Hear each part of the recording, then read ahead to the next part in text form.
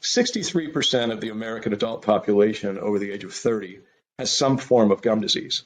52% have a restorative need, a filling or a crown.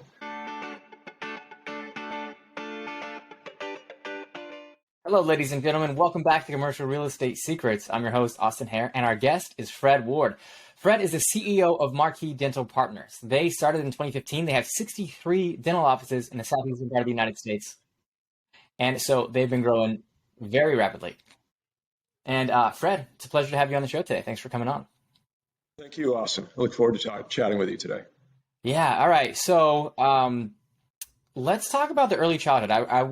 We were talking off camera, and you got a lot of great stories about what shaped you and what helped develop you as a person and get to ultimately the role of CEO. So where do you think it first started? Like, what was growing up like for you? Well, I grew up in one of the great small towns in Vermont, probably 5,000 to 7,000 people. Everyone knew who you were as a kid. So if you were a bit wayward or you got yourself in trouble, you were held to account because someone recognized you as, Fred and Shirley Ward's kid. And my dad ran a hardware store in town, and our town was an IBM town, so it was a really nice place to grow up. And parents were either IBMers or they owned a business in town. And again, no matter where you went, they knew who you were. And I had a situation where I learned early on that you're going to be held responsible for your own behavior. As a seventh or eighth grader, after basketball practice in the winter, it's snowing, the roads are icy, we would go skitching, which is, you hang onto the back of a car, you squat down, and you sort of ski behind the car, and it saved us from walking home. We essentially got pulled up the road and saved some energy, right? Well, we were doing this one night, and a police officer saw us. Now, my buddies are a little quicker than I am. They took off. I stood there frozen, and he backed me into the police car and asked my name. Well, my dad has the same name. So he didn't say anything. He just sort of nodded his head, and he took me right over to the hardware store. And he walked in, and my dad greeted him by his first name, and he greeted my dad by his first name. And I thought, oh, this isn't going to go well. And it did not go well. But my point is that in this town, you stayed on the rails. And when you went off the rails, there were consequences for your behavior. And that has stuck with me, throughout my upbringing. My parents were hardworking people. They flipped a coin for coffee money in the morning early on in their marriage. These are the stories. But they always talked to me about it's not what you make for money, Fred, it's what you save, and you always pay yourself first. So then as a kid growing up with jobs that I had in the 7th, 8th grade and right in through high school, I would ride around town on my bicycle, one hand on the handlebars, one hand pulling a lawnmower behind me, and I would just ride around town, and people would stop me and say, "Hey, would you mow my lawn?" And pay me $2 or $3, and I'd be off to the next lawn. So I did that. I worked lining ball fields for the school system, and played on those ball fields at night, and mowed them and lined them in the day. During the day, I worked for the bank, filing statements, hanging Christmas lights, just grunt work. But again, I always was required to put half of my money away. And then I had half of it for spending money. But I always had some money because I worked. And that was learning work ethic, being true to your word, showing up on time, being respectful. Those are things that I learned in Essex Junction, Vermont, growing up with my parents. Yeah, that's great. Oh, sorry, I'm gonna pause for a second. For some reason I hear an echo coming back. Do you know? It's weird. Like now I don't hear it, but sometimes I do. Are you? Speak? No, just when I speak. It's not there now. Do you? Okay. Can you go to your? Where's your speaker set up to, real quick? Do you mind looking at that on the bottom? Sure. What do you want me to do with it? Is it set to? I'm just curious if it's set to like default, or if there's something else that it's set to default. Okay. And then what is it? What about the microphone? Microphone's set to default. Okay. Well, it's not doing it anymore. It's it might just be, yeah, it might be. It's like there's no perfect software. Like Zoom, you use Zoom, and then it's like they if their internet's slow, then it just doesn't record it.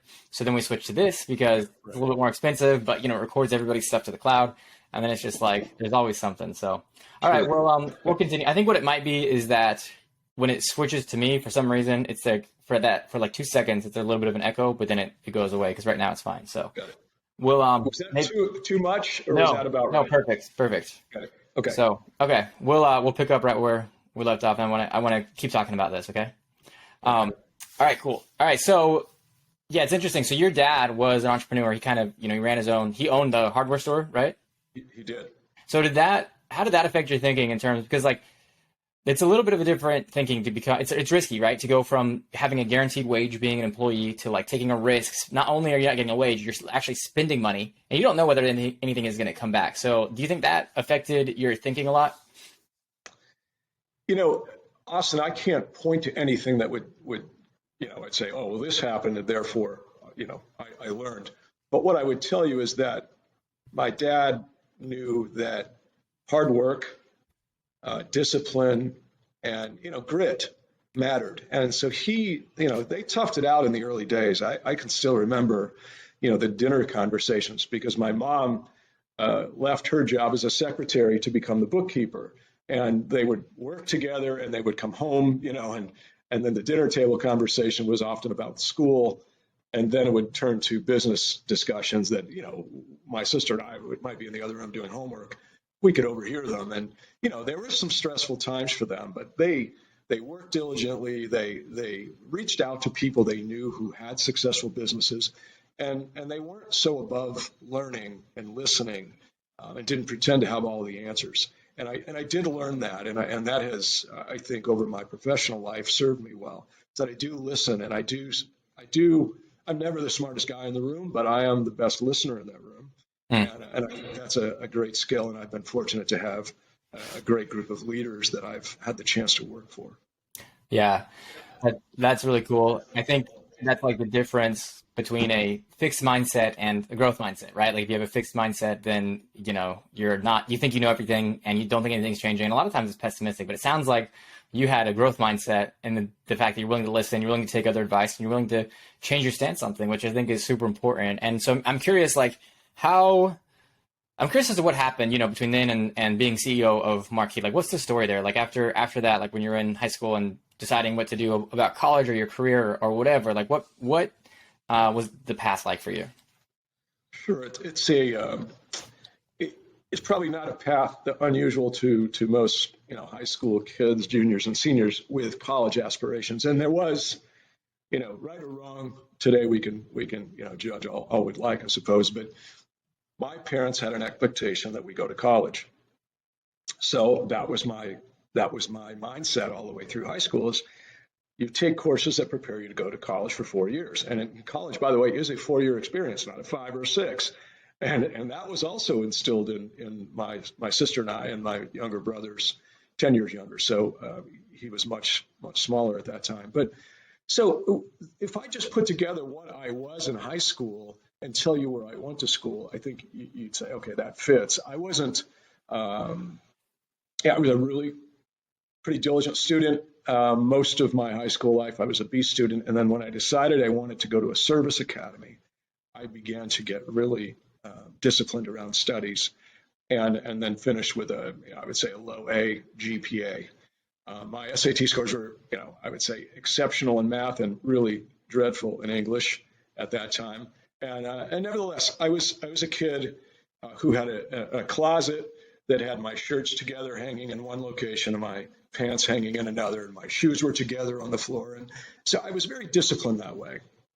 So, and then I was in, athletics, I was in student council and all of those things. So when you think about the what are service academies, West Point, Annapolis, and where I ended up going, the Air Force Academy, they were looking for people or students who are good students. They're athletic, and they're leaders in other activities around school. Well, I fit that, I suppose.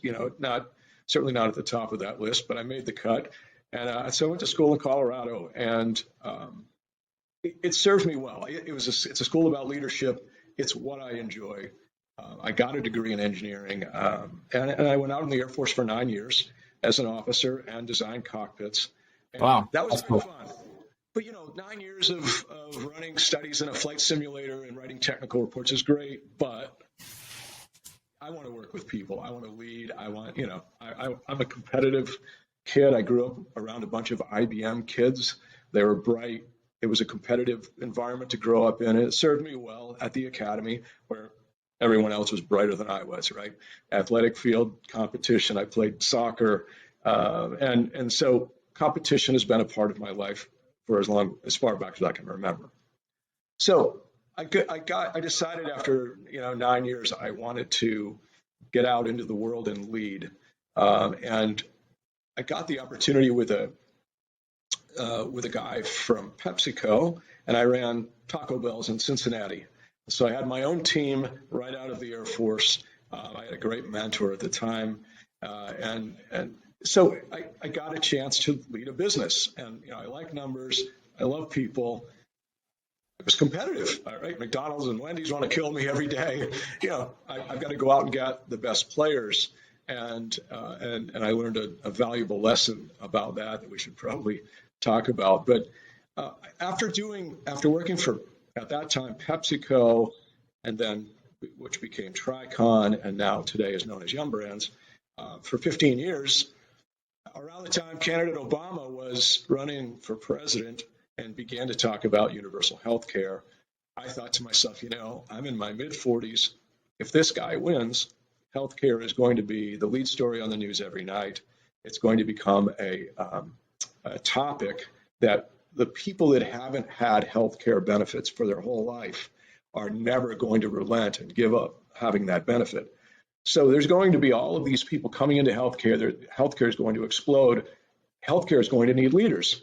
I need to figure out what an engineer that sold tacos and chicken for 15 years, what can I do in healthcare? And as luck had it, a headhunter called me and had an opportunity at a dental group that does the same type of work that we do at Marquee Dental. And I interviewed for that role and got it and had a chance to lead a group supporting dentists in Dallas. And I did that for 4 years. And then I had an opportunity with another group as the chief operating officer. I did that for a couple of years. And then I got the call with Marquee. And so let me take you all the way back to say the story about my dad as an entrepreneur in a hardware store. My dad made a bet on himself. And the lesson I took from that is there's no risk if you take the bet on yourself, right? Because you're gonna work until you succeed. And so through my life, I've never been afraid to learn, but I've also never been afraid to bet on myself and at least have enough self-confidence to take a shot. And so failure, failure is going to happen. It happens to people that take risks. And I have not had any shortage of failures.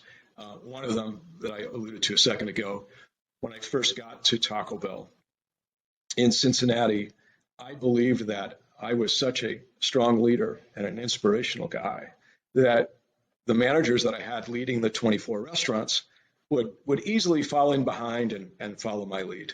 And what I realized was that with 24 of them and one of me, there were 25 agendas, 25 different objectives, and so on. And so as much as I worked to bring this team toward the goal line that Taco Bell had established for us, I wasn't getting the movement fast enough. And so as I sat back and wondered with glassy eyes and, having worked myself to death, I realized the problem is I don't have players that want to win as much as I do. And I don't say that to be critical of them as much as to say, look, they had their own objectives for the role they were in. They didn't align with where I wanted to go, and I had to find a team that could. So I went out and recruited, and I mean, in a matter of about 8 months, I got the top 2 Wendy's managers in town. I got the top Bob Evans manager in town. I got the top 2 Burger King managers in town. And pretty soon, our results as a team started to turn like this. And everything, it was like the scoreboards lit up. We were throwing up threes and everything was going in. It was amazing. Wow. I want to, can we dissect this a little bit? Sure. It sounds like what happened here. So you are hired on to be the regional leader. So that means you've got a bunch of different locations that you're over. And, I know off camera we talked about this a little bit, but you kind of thought you could rally a bunch of guys and motivate a bunch of guys who didn't have any motivation. And that sounds like that was the biggest problem is like trying to make people do things they don't want to do. And so it started kind of like you had to start from scratch essentially with the team. And so that's when you went out and looked for the best talent. So maybe I think you might have replaced some of the guys that were on there that just weren't willing to get on board. And so I know it's like they always say, hire slow, fire fast. So Yes. a couple questions, like, did you have to fire those guys? Were you able to do it quickly? And then also, how did you like tactically go about recruiting people from other organizations? Because that's a challenge in and of itself. Sure. Well, so let's break that apart. The hire slow, hire slow and fire fast. The way the managers I had, the way they were, the way we worked through this was some of them saw the talent coming in, realized the bar had been raised, and opted out, right? So that's the best, most seamless. They go away that way. Alternatively, I had to free up some futures, which, invariably leaders have to do sometimes. So, you just work your way through that. You prioritize and so on and so forth. And some people, to their credit, raised their game. They saw the talent coming in. They said, hey, this team's going to win. I see the talent coming in to help us win. I'm staying. And they raised their game. And it was beautiful to watch. So that's the first part of your question. The second part is, how did you go about doing this? Interestingly, my neighbor was a Wendy's manager. And we were at a block party. And I was shooting the breeze with him. And I asked him what he did. And he told me he was a Wendy's manager. And I started talking to him. And his wife came over. And his wife said, he was just the manager of the year. And I thought, oh, you've got to be joking. So, I put a beer in my back pocket the next night, one in my hand, and I walked over around the block. His backyard and my backyard were adjoined. I walked through the backyard and around the block and knocked on the front door, and he answered. And I pulled the beer out of my back pocket, and I said, hey, here you go. How are you? You got a minute? He said, sure. And we stood outside and just started talking. 2-3 weeks later, I said, hey, why don't you come make tacos with us? And so anyway, I signed him. Well, his best friend was in town. He was a great manager too. His best friend started hearing from my neighbor about how great it was working at Taco Bell. I got him. And then I would interview these guys and Bob Evans.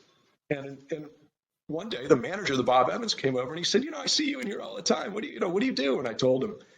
And he sat down next to me after the interview I was doing. The guy left, or the woman left. The manager of the Bob Evans sat in the booth with me and he said, can you tell me about what it's like to work at Taco Bell? I said, well, look, why don't you and I get together after you're done here and we'll talk about it. He said, okay. So I ended up getting him. He was the Bob Evans manager of the year in Cincinnati. So it just went on from there. You got one all-star, their friends want to join. You've got to lead. You've got to treat people well. You've got to do the things that great leaders do. And I did my best. I'm not claiming to be a great leader, but I am telling you that I care an awful lot about people, and that comes out in the way that I interact. It comes out with the way I treat people, the recognition and rewards that I provide. That comes out. And I did that. And, if you're a manager of Bob Evans, or you're a manager of Wendy's, or any other place at that time, and you're not getting a thank you once in a while, or recognition in front of your peers at a monthly meeting, you sort of, geez, day to day, that's tough. Once a year, I got an award. I got a trophy. Great. But for 11 and a half months of that year, I got nothing. Nobody ever said thank you. I was grinding away. I'm sweating. I'm working weekends. I'm doing closing shifts. I'm away from my family. Nobody said thank you. I did say thank you, Austin. I did do those things. So that word travels. And so once you get a rock star from a competitor, they start talking to their peers from that competitor. And pretty soon, the doors open. You've got people pursuing you rather than you having to go out and poach directly. So, Yeah, that's huge. I think it's always really nice just to have those things that are like very tactical, like, oh, I gave him a beer and we chatted and it took 3 weeks. And so like, you know, it gets my gears spinning as well. And so I love having the practical strategies. And so from there, like, I want to transition to the Marquee, you know, how you became CEO of that. So like, you know, briefly, how'd you go from, you know, Taco Bell to Marquee? Well, again, I thought to myself, I had gone from Taco Bell in the U.S. to KFC internationally, and I was working internationally for about 3 years. And again, as candidate Obama became President Obama, it became evident to me that healthcare was going to become critical. Right? You know, a bigger industry. It was going to take off as more people came into came into having healthcare benefits. There was going to be a need for leadership and so on. And so, again, I had no idea what those jobs looked like for a guy with my background. But, you know, again, luck had it. Headhunter called with an opportunity that I pursued and ended up getting and worked in that role and came to love dentistry as a support person for dentists. Dentists are amazingly gifted with their hands, as are hygienists. And, you know, we often think, Austin, about the visible evidence of dentistry, right? Oh, my teeth are white, my teeth are straight, I'm not in pain. And everybody assumes those things. Oh, yeah, must have a great dentist. Probably do, right? That's probably a fact. However, if you really dig into dentistry, you learn that dentists are the one profession that can fix your systemic health on the front end of this. Because, you know, I'll give you the stats quickly. 63% of the American adult population over the age of 30 has some form of gum disease. 63%. 52% have a restorative need, a filling or a crown. And here's the other stat that's alarming. 54% of the American population are not in active dental care. So, you know, one leads to the other, right? With less than half in active dental care. And by the way, that number, 54%, hasn't really changed in 12 or 14 years. Mm-hmm. So we're not activating more people into dental care.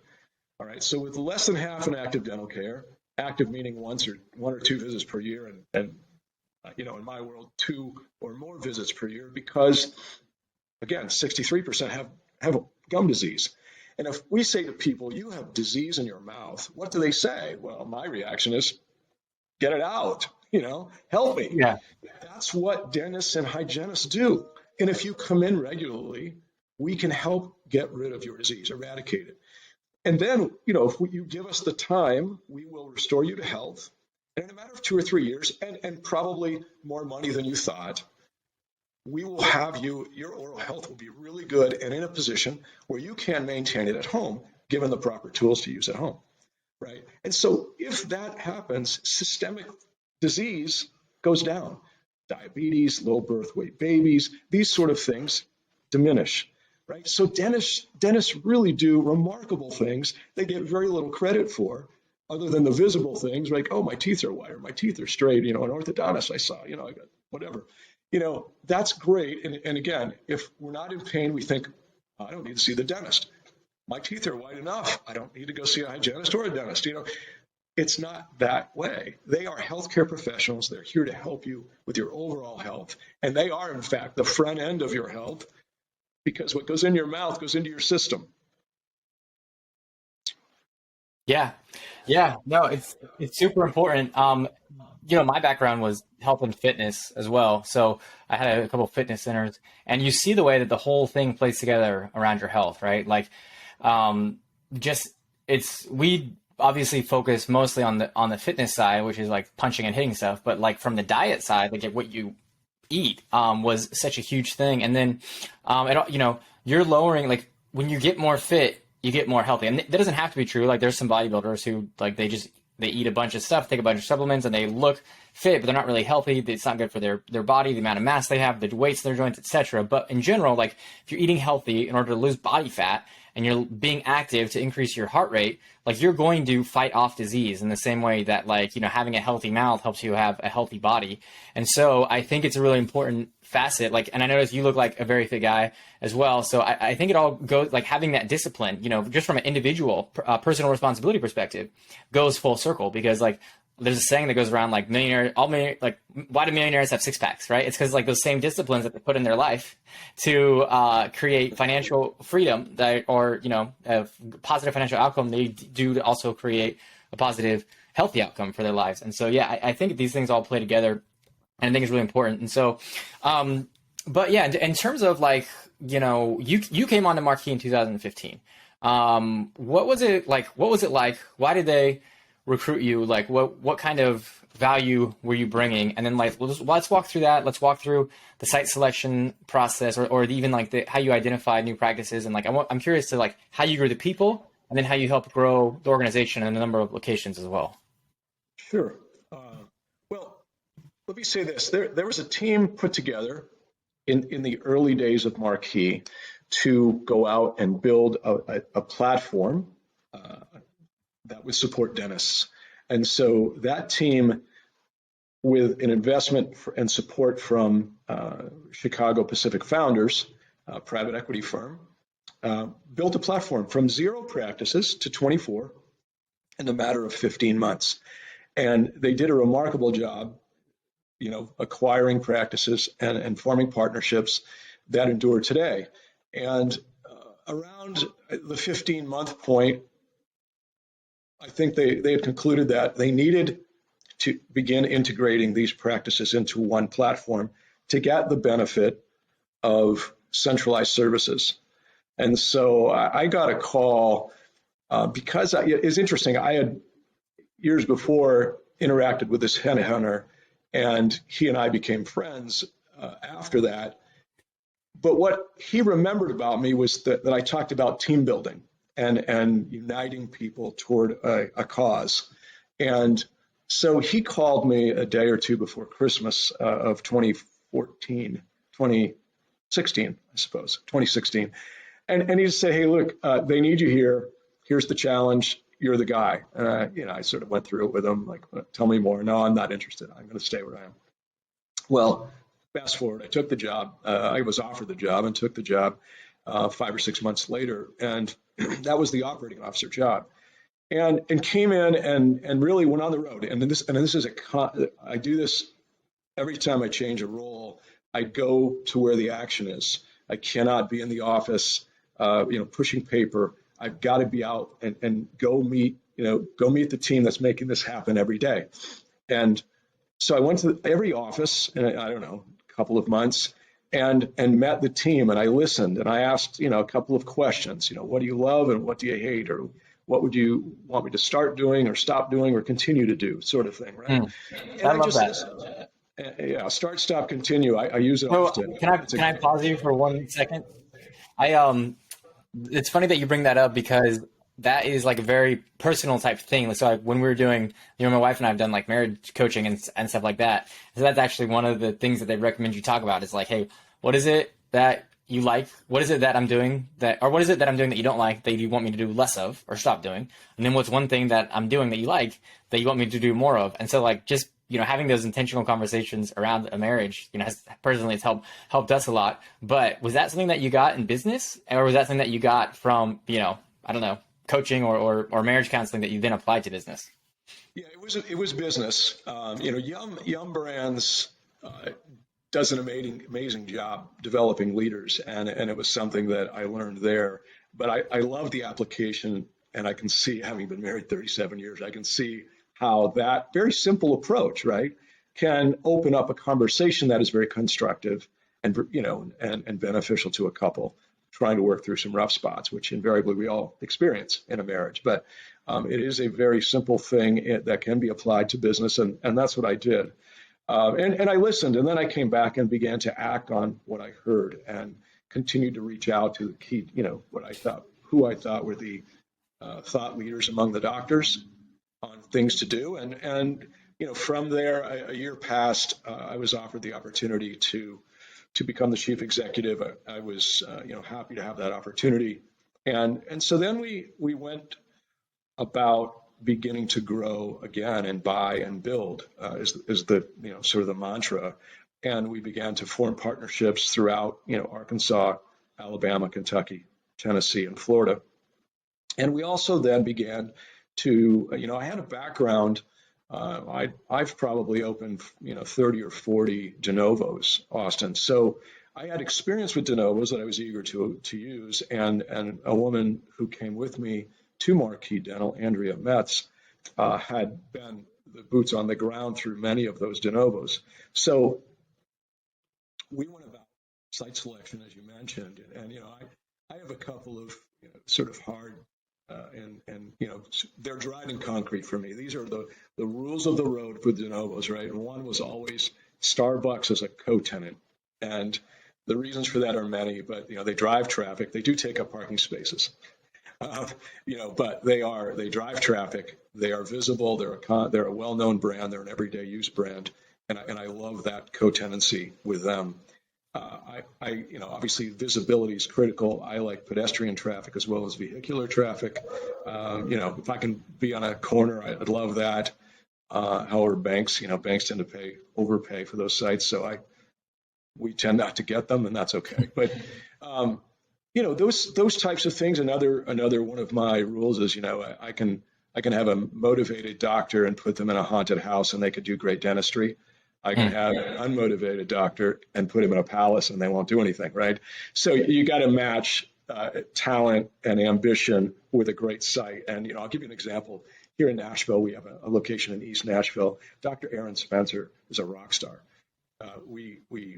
Erin began working with us. We understood what her strengths were, where she was good. She told us what she needed and wanted in terms of clinical development and so on.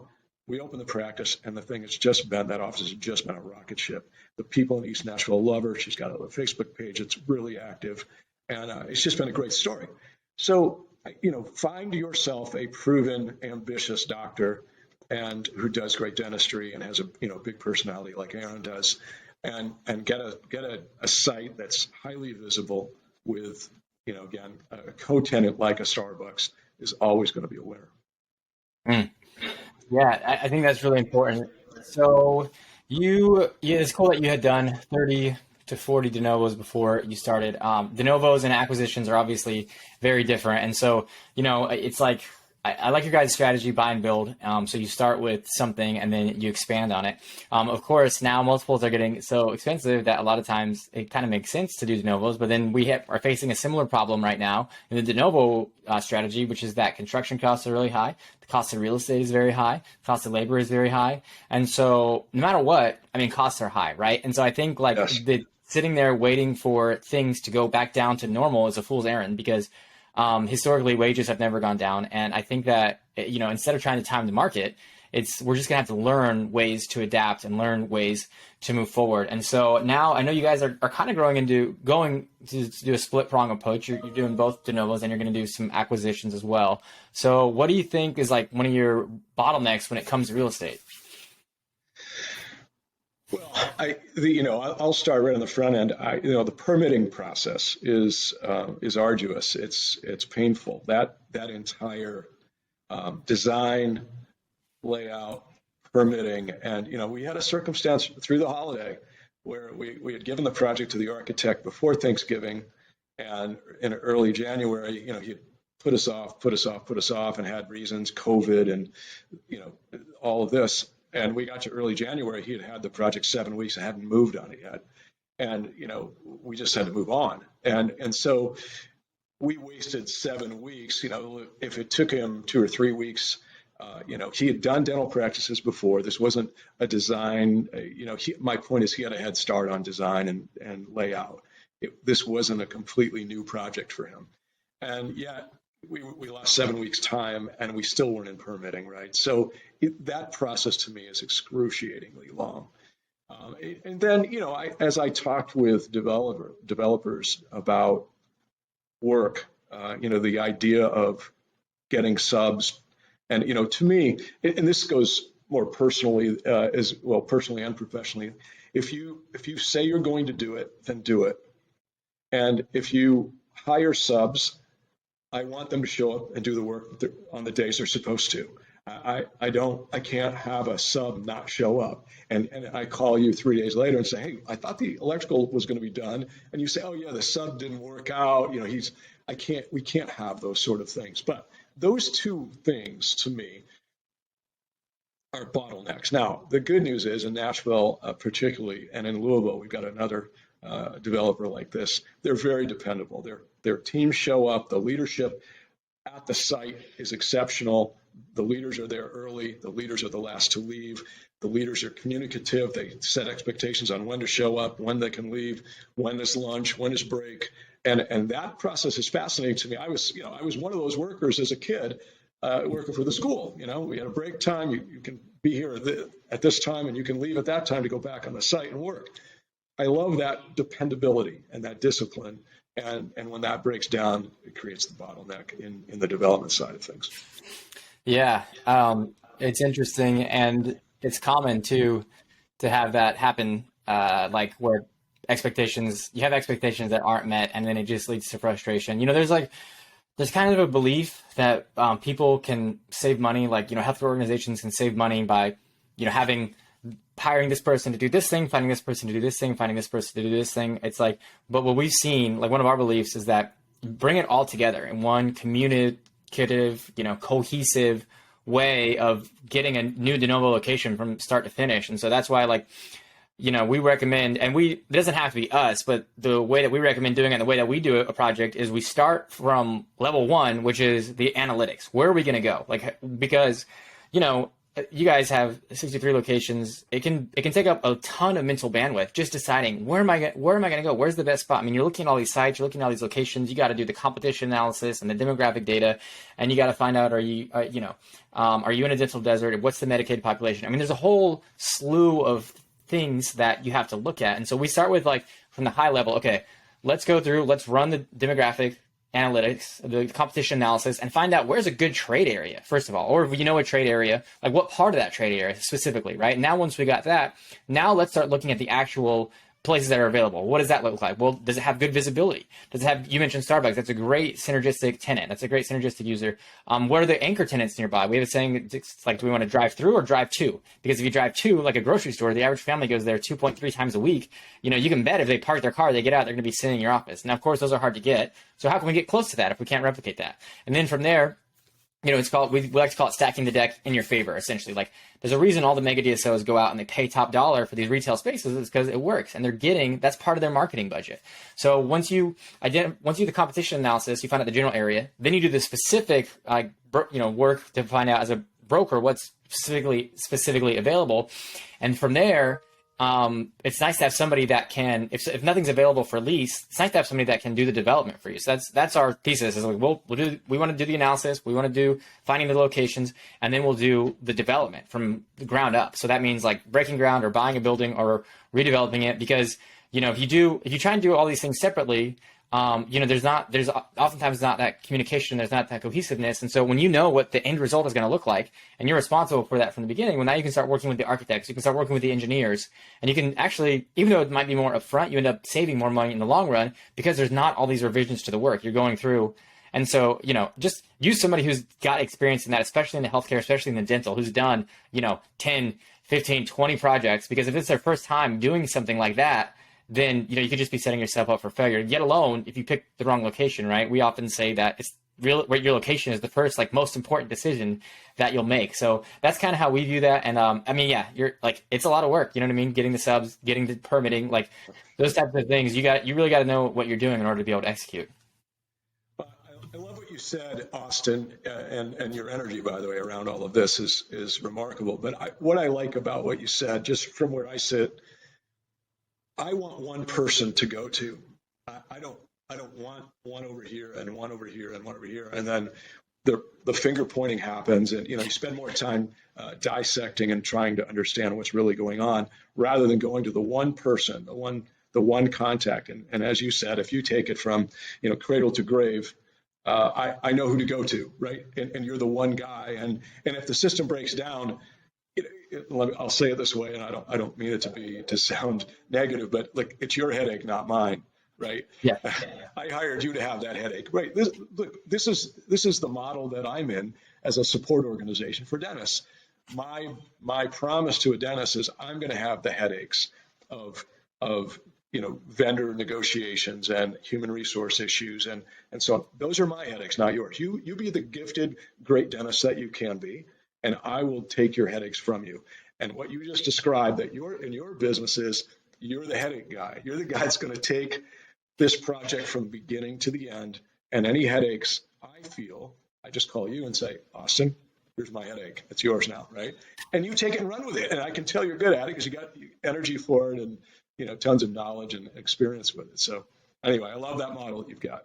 Yeah. So I hope that's helpful for people listening. And I know that your guys' strategy is to not buy the real estate, you lease it, which I do think makes. I mean, it's always situational, but for the most part, I agree with that strategy from the DSO perspective. But I'm curious if you can tell us a little bit more about why you guys are doing that. Well, I mean, you can find yourself in the real estate business as well, right? I mean, if you just think about our model, if I just broke it down to its most simple parts, we find doctors who want to partner with us, and we want to partner with them, and we want to serve populations. So if I can, go through the process you just described and find a great site where the population demand is there for dentistry, perfect. If I can find a doctor who wants a partner like Marquee Dental, then we can go there and we can begin to provide the services that we want to provide. And I don't need to own the real estate to do that. I need a location, I need a doctor, and I need a team to support that doctor. In its simplest form, that's what we do. And again, I can get into the real estate side of it, and I can, there's models where that works. That just isn't the model we chose.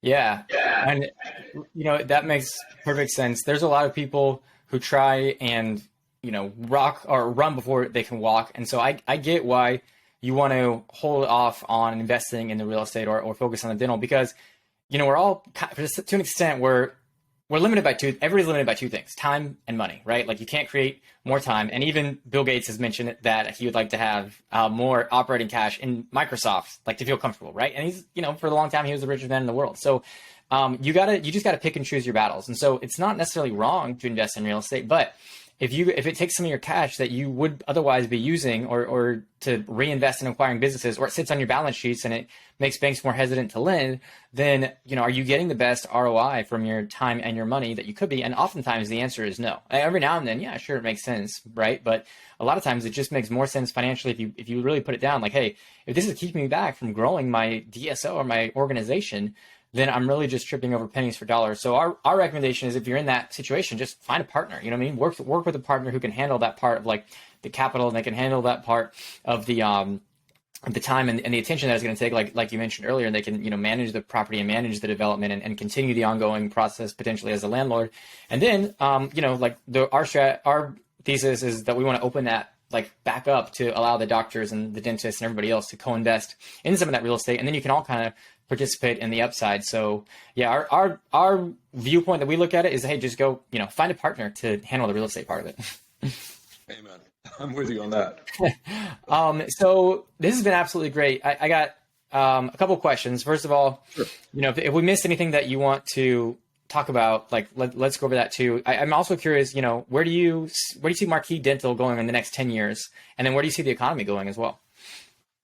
Yeah, so first, Marquee, we're doing exactly what we plan to do. We are buying and building, and we're doing it in a way where we're finding partner doctors who have the same growth ambitions that we have, and they're in locations that suit us. We don't have an ambition to go national at this stage. So just becoming a powerhouse, clinical powerhouse in the Southeast is our ambition, and growing at a pace that first of all, infrastructure-wise, we can support at a very high level, and continuing that for the next few years, and finding a growth partner that wants to take us through the next phase of growth would be, I think is very predictable.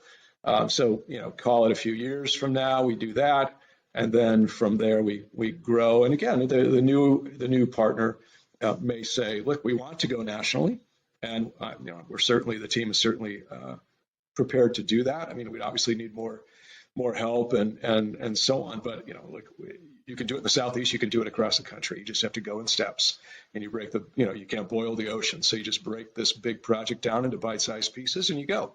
So I could see Marquee becoming a national player as needed, or as the ambition of the future investors want to do. But right now, we are in the wheelhouse that Chicago Pacific loves, and doing well with it. So I would just, that's my answer to your Marquee question, and thanks for asking. I love to talk about growth. In terms of the economy, I have a ton of confidence that the financial and economic leaders in our country are going to help us navigate through tough times. But look, in any economy, you can find the wins. My first mortgage payment, the interest on my first mortgage was 10%. And I remember that rate went up to 10.5. And I thought I was stealing money when I negotiated 10, right? And I mean, it's a first-time home buyer and all the stuff. And this was years ago. But my point is, today, interest rates are supposed to creep up here in the next month or so. One of my daughters wants to buy a house, and she said to me, Dad, what's an interest rate that's reasonable? And I said, good grief, 4% doesn't seem like it's all that far out of we're at historic lows. So is 4% or 4.5 too high? Well, look, I'd rather have it 3.5 for her, right? I mean, we all get that. My point being, we can find the win. 4% a win historically. In today's market, you might say, well, geez, that's high. I get it, but still, that's a pretty good rate. Closing it on free money, right? So anyway, my point is, in the economy, you can find wins. That isn't to say that people don't feel pressure. I understand that. I'm sensitive to it, and so on. So, but again, I have confidence in the leadership that will get us through this.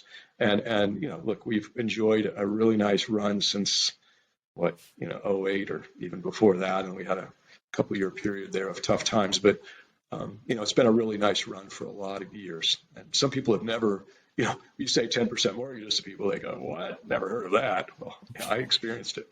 Anyway. Yeah, that's cool. I appreciate you sharing that with us. At the end of the day, you're right. It's historic lows, even at 4%. We get the difference from 3% to 4% sounds huge because it's a 33% jump up, but we got to think back and step back at the whole macroeconomic picture. It's like, well, that's still very, very small. And so, yeah, from 08 up to now, we've had nothing but a bull run. Where do I think the economy is going is I think we're still in a secular bullish cycle. I still think we have years and years of bullishness ahead. We're going to see growth. I mean, you can't predict the future, but it doesn't make any sense to sit on the sidelines. Like, in terms of buying real estate, where we're going to be buying real estate. In terms of investing in the stock market, I'm personally going to keep investing in the stock market. And what you guys are doing, growing your locations, you're not going to stop growing the locations. Like, you got to keep moving on and forward, because if everything comes crashing down, and you can't do it anymore, well, you got bigger problems to worry about than just like, should I have opened up another individual practice? So it's like, you kind of got to keep moving forward. I think it's, like I said earlier, I think it's a fool's errand to try and time the market. And so ultimately, I think, things are going to get improved, like sooner or later. Like, we had a little blip in the stock market where at the time of this recording, we're down, several percentage points, but it's not, to me, it's cyclical, not secular, right? And so it's like, it's short term, not long term.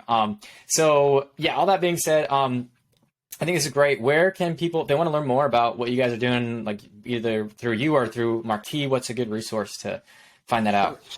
Well, easy, right? Straight from your phone, marqueedental.com. You'll find us, and we'd love to talk to anybody who's interested in joining or has a practice they want to partner with us. I'd be happy to talk to them. It's a fun time to be in dentistry. Dentistry is evolving, consolidation's happening. It's an exciting space, and Marquee's on the rise. So come join us as we go off to the moon here. Awesome. Well, I put those in the show notes, and anybody who's listening, you can go ahead and click that, or if you want to write it down. And thanks very much. We appreciate your time, Fred. All right, Austin, thanks so much for the opportunity. Have a good day.